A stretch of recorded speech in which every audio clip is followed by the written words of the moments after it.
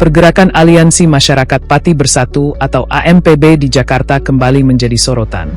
Setelah melakukan aksi dan bertemu dengan pimpinan DPR RI, muncul tudingan bahwa sejumlah perwakilan massa, termasuk koordinator AMPB Supriyono alias Botok, menerima uang setelah masuk ke gedung DPR. Perwakilan ojol, Melva Pardede, dalam sebuah video yang beredar menyampaikan kekecewaannya terhadap massa AMPB.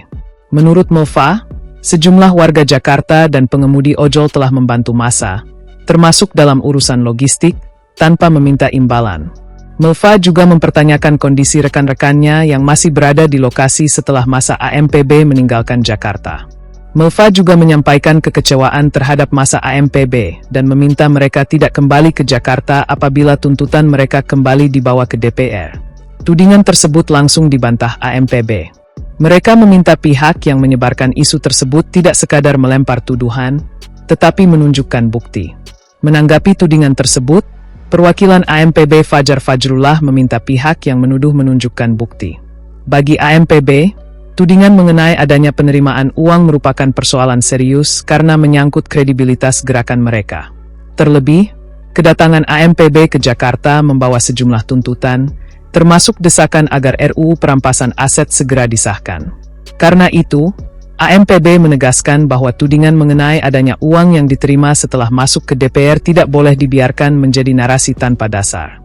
Tudingan tersebut muncul setelah perwakilan AMPB diterima oleh pimpinan DPR.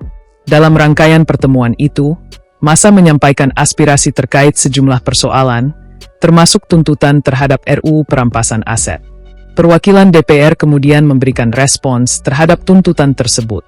Salah satu hasil yang menjadi sorotan adalah target penyelesaian RUU perampasan aset pada Desember 2026. Namun, proses audiensi itu juga diwarnai dinamika lain.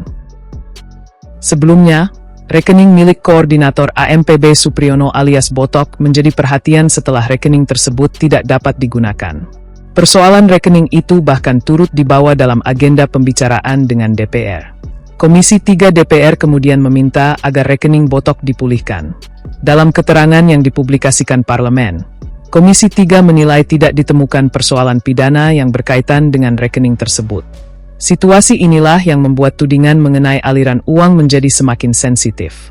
AMPB menilai publik harus membedakan antara fakta yang dapat diverifikasi dengan isu yang belum dibuktikan. Respons AMPB terhadap tudingan tersebut pada dasarnya sederhana. Jika memang ada dugaan penerimaan uang, pihak yang menyampaikan tudingan diminta menunjukkan bukti. Dengan demikian, persoalannya tidak berhenti pada saling bantah. Jika ada bukti transaksi, bukti komunikasi, atau bukti lain yang menunjukkan adanya penerimaan uang, bukti tersebut dapat diuji. Sebaliknya, apabila tidak ada bukti, AMPB meminta agar tudingan tersebut tidak terus disebarkan sebagai fakta. Sikap ini menjadi penting karena isu mengenai uang sangat mudah mengubah persepsi publik terhadap sebuah gerakan. Apalagi AMPB selama beberapa hari terakhir menjadi sorotan karena aksi mereka di Jakarta. Massa Pati datang membawa sejumlah tuntutan dan bahkan melakukan audiensi dengan pimpinan DPR. Di balik tudingan tersebut, terdapat persoalan yang lebih besar. AMPB sedang berusaha membangun tekanan publik terhadap DPR agar agenda yang mereka perjuangkan mendapatkan kepastian. Salah satu tuntutan utamanya adalah pengesahan RUU perampasan aset.